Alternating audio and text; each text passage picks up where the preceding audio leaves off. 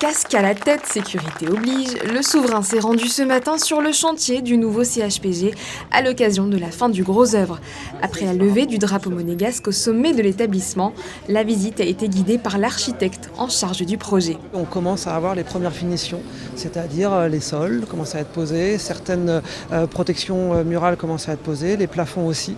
En parallèle de ce qui se passe sur le chantier, on travaille aussi avec les agenceurs pour fabriquer donc dans les ateliers tous les placards, tous les espaces d'attente pour les gens. Et donc il y a des choses qui se font sur site et puis des choses qui sont anticipées dans les ateliers des différents partenaires et entreprises avec lesquels on travaille. Composé entre autres de 220 chambres d'hospitalisation, de 14 salles d'opération et de 8 salles de réanimation, le nouvel hôpital dont la construction a débuté en 2015 offrira aux patients un accueil haut de gamme et au personnel des conditions de travail optimales sur 50 000 m². On a emmené les équipes des urgences, on a amené les équipes de réanimation, de cardiologie et les équipes des blocs opératoires.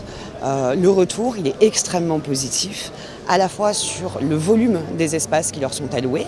On a des salles de bloc qui vont faire 40 m², on est loin de cette superficie dans l'ensemble de nos salles aujourd'hui.